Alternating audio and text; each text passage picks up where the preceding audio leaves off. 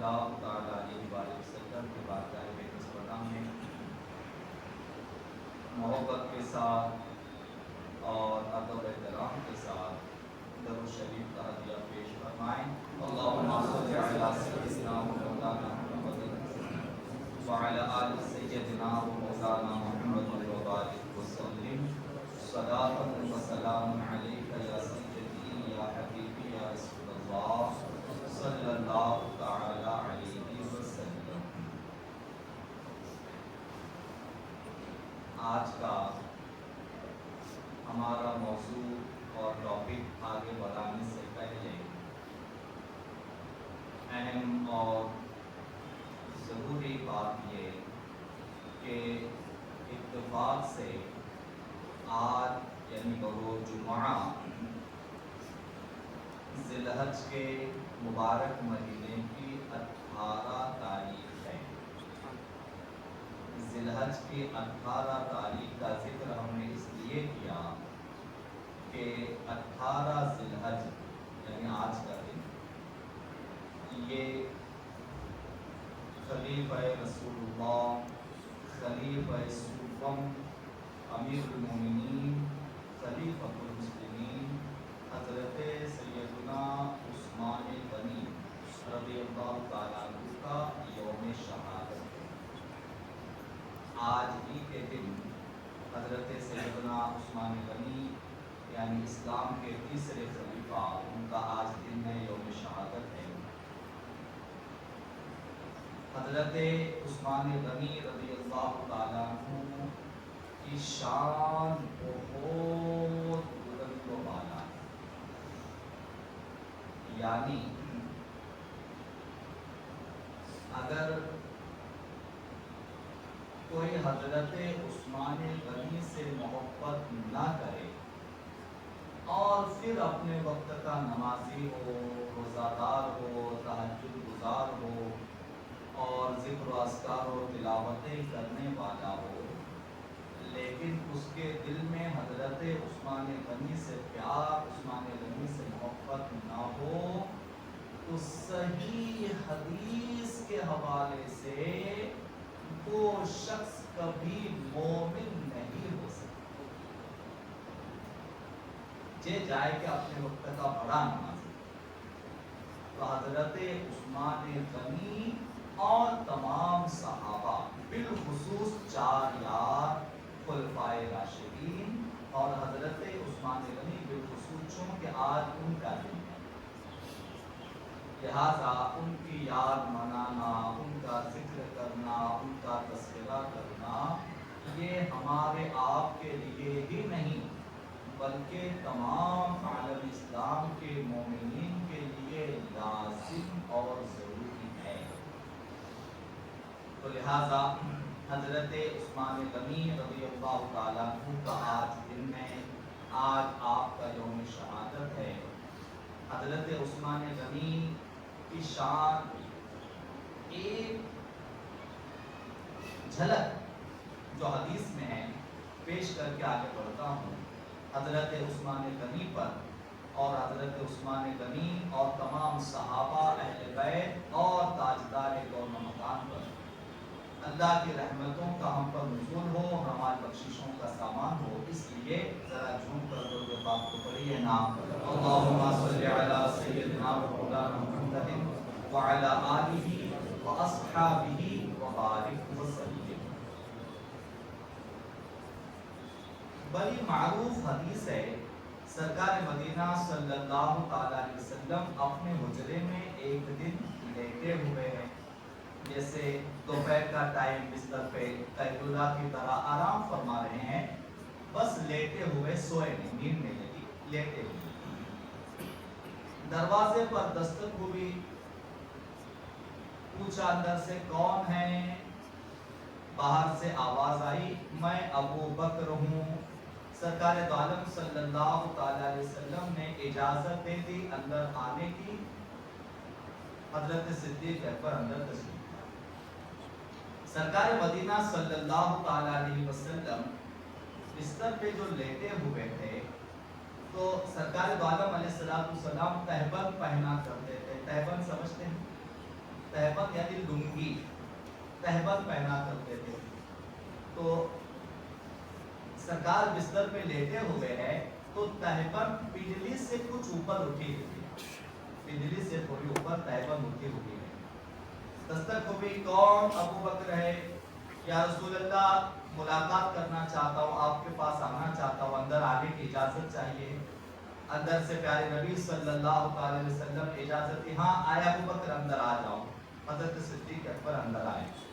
सरकार मदीना सल्लल्लाहु अलैहि वसल्लम बदस्तूर लेटे हुए, जैसे लेटे थे ऐसे ही लेटे हुए। थोड़ी देर बातचीत होती रही, उसके बाद फिर दरवाजे पर दस्तक हुई, कौन? कहा या रसूल अल्लाह सल्लल्लाहु अलैहि वसल्लम, मैं उमर हूँ। क्या है? हुजूर आपके बारगाह में आना चाहता हूँ, इजाजत है तो अंदर आ जाऊं। सरकार दो आलम सल्लल्लाहु अलैहि वसल्लम ने इजाजत दी, हाँ ऐ उमर आ जाओ। हजरत उमर फारूक आजम अंदर दाखिल हुए। सरकार मदीना सल्लल्लाहु अलैहि वसल्लम बदस्तूर वैसे ही लेटे हुए, अपनी पोजीशन को सरकार दो आलम अलैहिस्सलाम ने चेंज नहीं फरमाया, उसी तरह लेटे रहे। थोड़ी देर बाद फिर दरवाजे पर दस्तक हुई, कौन? बाहर से आवाज आई, या रसूल अल्लाह सल्लल्लाहु अलैहि वसल्लम, उस्मान। क्या है? या रसूल अल्लाह सल्लल्लाहु अलैहि वसल्लम, आपकी बारगाह में हाजिर होना चाहता हूँ, अंदर आना चाहता हूँ, इजाजत दीजिए। सरकार दो आलम सल्लल्लाहु अलैहि वसल्लम से जब हजरत उस्मान गनी ने इजाजत तलब की, या रसूल अल्लाह अंदर आना चाहता हूँ, तो सरकार दो आलम अलैहिस्सलाम ने इरशाद फरमाया, ऐ उस्मान जरा ठहरो। खुद उठकर बैठे। उठकर बैठने के बाद अपनी तहबंद को दुरुस्त फरमाया, अपनी तहबंद को दुरुस्त फरमाया और दुरुस्त फरमाकर सरकार दो आलम उठकर बैठ गए। और बैठने के बाद फिर कहते हैं, ऐ उस्मान अब अंदर आ जाओ, ऐ उस्मान अब अंदर आ जाओ। ये मामला आया गया हो गया। बाद में हजरत उम्मुल मोमिनीन आयशा सिद्दीका रज़ियल्लाहु ताला अन्हा ने ताजदार मदीना सल्लल्लाहु अलैहि वसल्लम से पूछा, या रसूल अल्लाह, मेरे अब्बा सिद्दीक अकबर आए, आप उसी तरह लेटे रहे। हजरत उमर फारूक आजम आए, आप उसी तरह से लेटे रहे। और जब हजरत उस्मान गनी आए तो मैंने देखा कि आप उठकर बैठ गए, कपड़ों को तहबंद को दुरुस्त किया और फिर उन्हें अंदर बुलाया। या रसूल अल्लाह, उस्मान गनी के लिए इतना एहतमाम क्यों? अब आइए, हजरत उस्मान गनी के लिए इतना एहतमाम क्यों? तो सरकार मदीना सल्लल्लाहु ताला अलैहि वसल्लम ने इरशाद फरमाया, ऐ आयशा, मैं उस शख्स से हया क्यों न करूं? फरमाते हैं, ऐ आयशा, मैं उस शख्स से हया क्यों न करूं जिससे फरिश्ते भी हया करते हैं। मैं उस शख्स से हया क्यों न करूं जिससे फरिश्ते भी हया करते हैं। यानी हजरत उस्मान गनी रज़ियल्लाहु ताला अन्हु इतने बाहया थे कि हजरत उस्मान गनी का किस्सा है।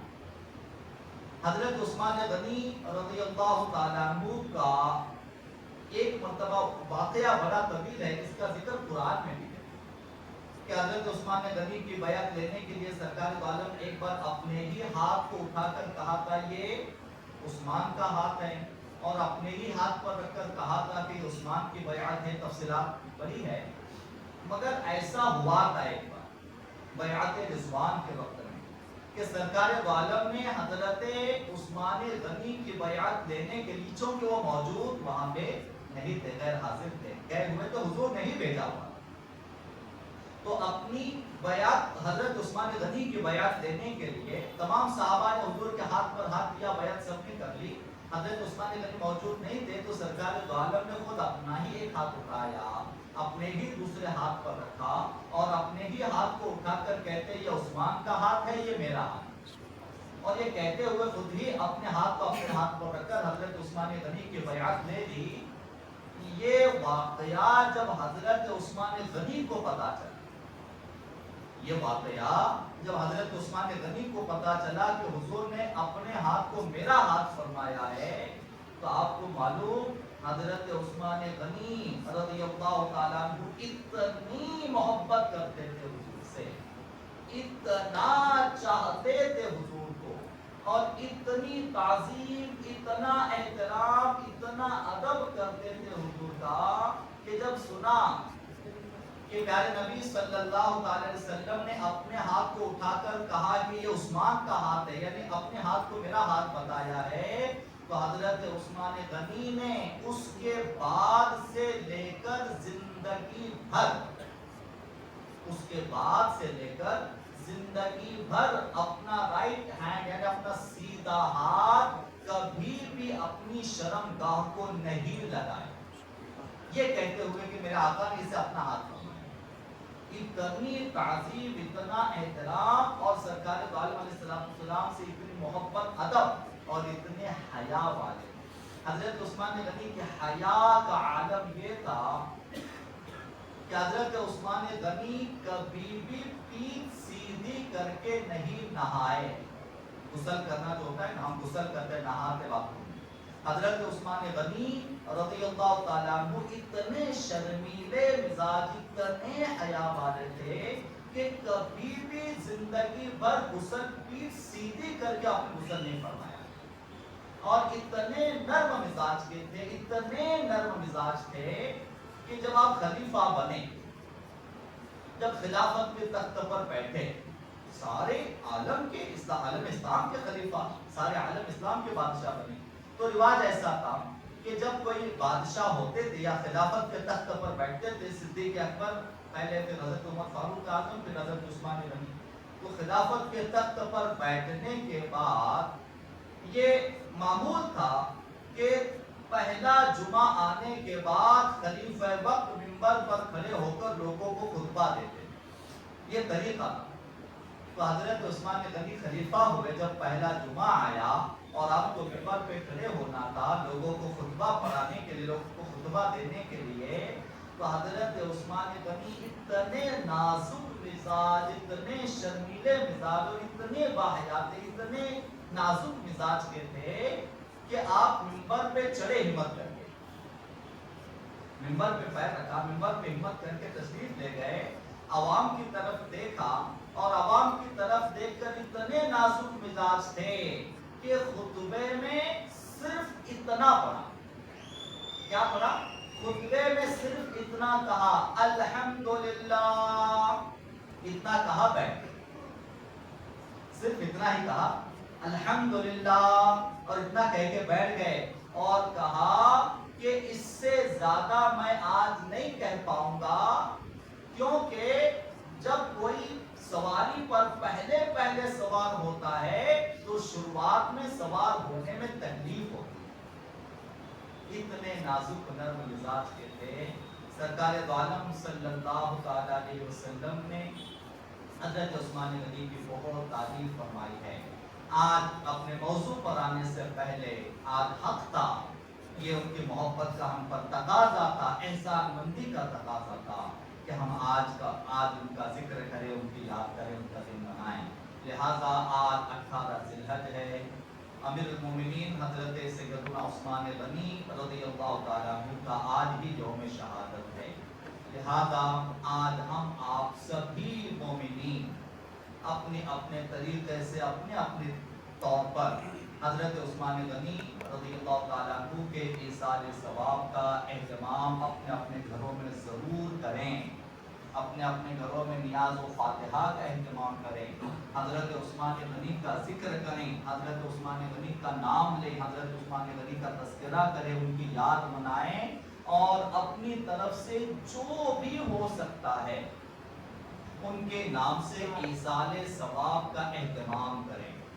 بھلے 3 بار قل هو اللہ احد شریف اور 1 بار الحمدللہ کا سورہ اور 11 بار درود شریف پڑھ کر ہی، صرف اتنا ہی پڑھ کر ان کے نام سے ایصال ثواب کا اہتمام کریں، اور بس رب سے یہ کہیں یا اللہ ہم عثمان غنی رضی اللہ تعالیٰ عنہ کے محبت کرنے والوں میں ہیں، بس انشاءاللہ اگر حضرت عثمان غنی رضی اللہ تعالیٰ عنہ سے محبت کرنے والوں میں ہمارا نام شامل ہو جائے اور کل بروز قیامت ان کے محبت کرنے والوں میں اگر ہم مشہور ہو جائے تو ہماری یہ دنیا بھی کامیاب ہوگی، وہ دنیا بھی کامیاب ہوگی۔ اللہ تعالیٰ ہمیں آپ کو تمام صحابہ سے بالخصوص آج ان کا دن ہے تو حضرت سیدنا عثمان غنی رضی اللہ تعالیٰ عنہ سے محبت کرنے کی توفیق عطا فرمائے۔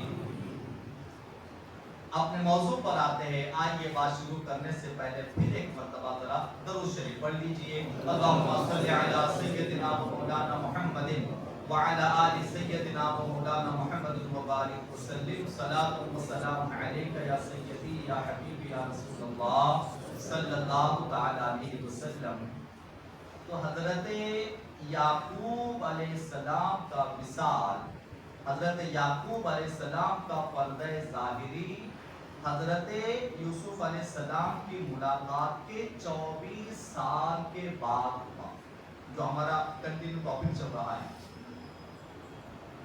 تو حضرت یعقوب علیہ السلام کو ان کو وصیت کے مطابق آپ کے آبا اجداد کے پاس دفن کر دیا گیا ملک شام میں، اور حضرت اسحاق علیہ السلام کی قبر ملک شام میں موجود یا ملک شام میں ہونے کے جو تاریخ میں ذکر ہے، اور حضرت ابراہیم علیہ السلام و حضرت اسماعیل علیہ السلام کی قبر، حضرت اسماعیل علیہ السلام کی قبر مکہ شریف میں، حضرت حاجرہ رضی اللہ تعالیٰ عنہ کی قبر مکہ شریف میں، اور حضرت ابراہیم علیہ السلام کی قبر بھی ملک شام یا فلسطین میں ہی ہونے کے تاریخ میں کچھ تذکرے ملتے ہیں۔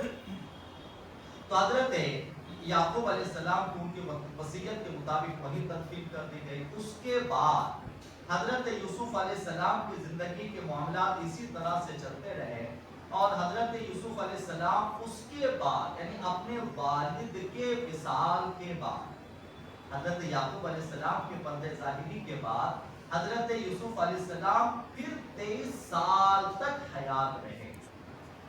حضرت یوسف علیہ السلام 23 سال تک پھر حیات رہے، اور 23 سال کے بعد حضرت یوسف علیہ السلام کی عمر شریف تقریباً 101-102 آپ کی عمر روایتوں میں ہے۔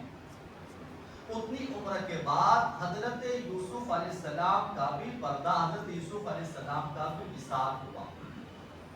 اچھا، حضرت یوسف علیہ السلام کو وصال سے پہلے یعنی آپ کے دنیا سے تشریف لے جانے سے پہلے حضرت جبریل علیہ السلام نے خبر دی کہ آپ کے وصال کا وقت قریب آیا۔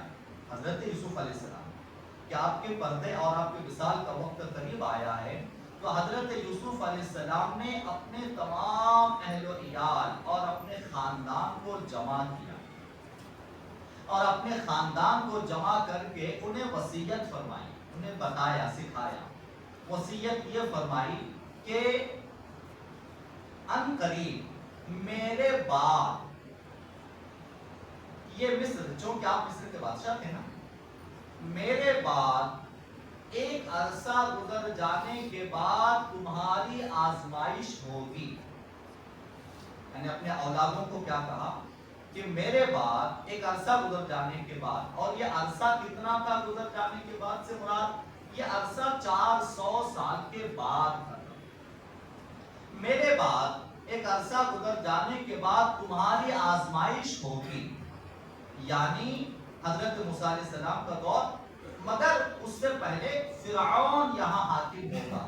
یعنی آج میں بادشاہ ہوں، حضرت یوسف علیہ السلام کہتے ہیں آج میں مصر کا بادشاہ ہوں، ایک عرصہ گزر جانے کے بعد تم سب کی آزمائش ہوگی، وہ اس طرح سے کہ مصر کا بادشاہ فرعون ہوگا، اشارہ اس طرف کا، مصر کا بادشاہ فرعون ہوگا، اور وہ تم پر انتہائی شدید ظلم و ستم کرے گا۔ آج تم یہاں عیش و آرام سے ہو کیونکہ میں بادشاہ ہوں، مگر اب تمہاری آزمائش ہوگی، یاد رکھنا اس وقت تم صبر کرنا۔ حضرت یوسف علیہ السلام نے وصیت صبر کرنا۔ ان قریب تم صبر کرو گے تو اللہ تعالیٰ تمہیں فرعون کے ظلم سے نجات عطا فرمائے گا. یہ ساری وصیتیں فرمائی اور وصیتیں فرمانے کے بعد آپ نے ساری اپنے اولادوں کو سب سکھایا سمجھایا وصیت فرمائی. اور حضرت یوسف علیہ السلام کا جب پردہ ہوا, حضرت یوسف علیہ السلام کا جب وصال ہوا تو حضرت یوسف علیہ السلام کے وصال کے بعد آپ کے جنازے کو دفن کرنے کے لیے کہ آپ کا جنازہ کہاں دفن کیا جائے, اس پر تھوڑا سا اختلاف ہوا. اختلاف یعنی کہ آپس میں انتشار ہوا, فلاں کہنے لگا فلاں جگہ, فلاں کہنے لگا فلاں جگہ, فلاں کہنے لگا فلاں جگہ. اس طرح سے دفن کرنے پر اختلاف ہوا, تفسیروں میں روایتوں میں لکھا ہے.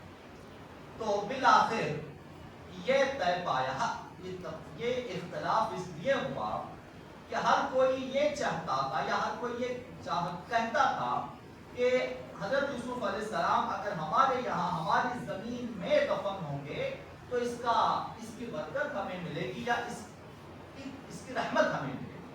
اس لیے ہر کوئی اپنی زمین یا اپنے علاقے میں حضرت یوسف علیہ السلام کی تدفین کرنا چاہتا تھا. لہذا اس پر انتشار ہوا تو بالآخر یہ طے ہوا, سنیا, بالآخر یہ طے ہوا کہ حضرت یوسف علیہ السلام کو دریائے نیل کے اندر ہی دفن کیا جائے, ندی دریا کے اندر دفن کر دیا جائے, جس کا فائدہ یہ ہوگا کہ دریائے نیل کا پانی تو چہار جانب جاتا ہے اور دریائے نیل کا پانی ہر کوئی اسے استعمال کرتا ہے, ہر کسی سے اس کو فیض ملتا ہے. لہذا دریائے نیل میں اگر حضرت یوسف علیہ السلام کو دفن کر دیا جائے گا تو اس کی وجہ سے دریائے نیل کا پانی جہاں تک جائے گا حضرت یوسف علیہ السلام کی برکت سب کو ملے. لہذا یہ طے ہوا اور حضرت یوسف علیہ السلام کو ایک تابوت بنایا گیا پتھروں کا, اور پتھروں کا ایک ایسا تابوت بنایا گیا جس میں حضرت یوسف علیہ السلام کے جسم کو رکھ دیا گیا.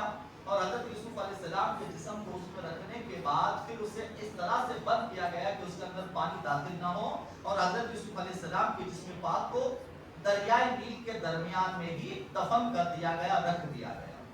اور حضرت یوسف علیہ السلام کا جسم 400 سالوں تک وہیں رہا.